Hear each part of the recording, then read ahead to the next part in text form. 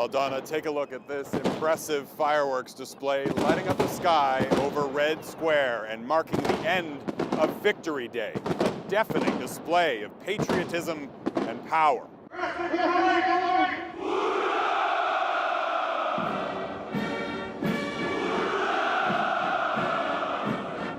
Victory Day in Russia's Red Square, marking 72 years since the Nazis' defeat.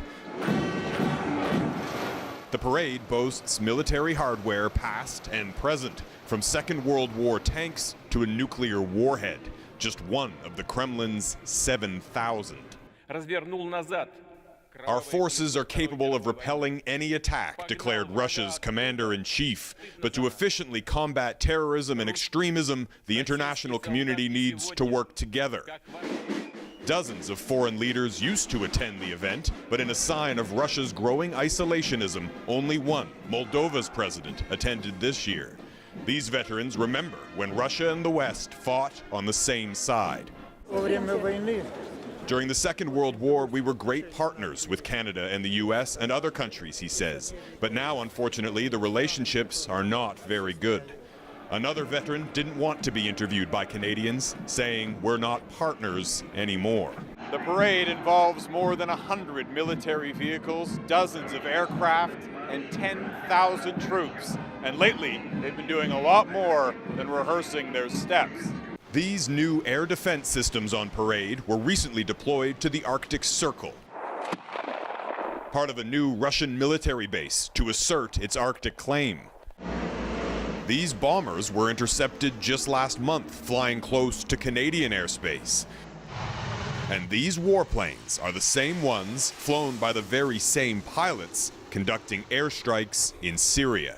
Well, the US and NATO have bolstered their military presence in the Baltics. I, Donald John Trump. At the time of Trump's inauguration, more than 70% of Russians said they expected relations with the US to improve, but not anymore. Right now, we're not getting along with Russia at all. At this American diner in Moscow, they've lost their appetite for President Trump. I don't think he will be a good thing for Russia. I don't know where this all started, that Trump is a friend of Russia. I don't think so. There were people who said we could negotiate with him, but that was an obvious lie, says this member of Putin's party. And as long as Canada follows the US lead, we won't be able to be friends either. The Russian Foreign Secretary will meet with his US counterpart tomorrow in Washington to discuss the war in Syria. After their last meeting in April, President Trump described US-Russia relations as being at an all-time low. And few here are expecting tomorrow's meeting to be any friendlier. Donna?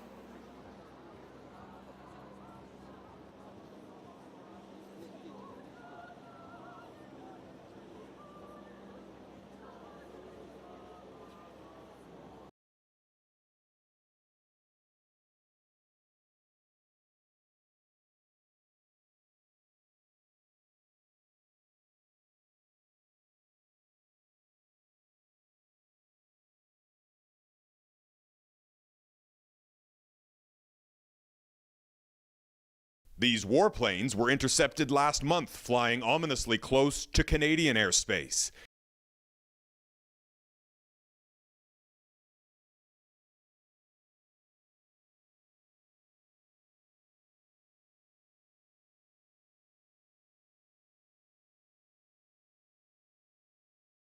There were people who said we could negotiate with him, but that was a lie, says this member of Putin's Duma party. And as long as Canada follows the US lead, we won't be able to be friends either.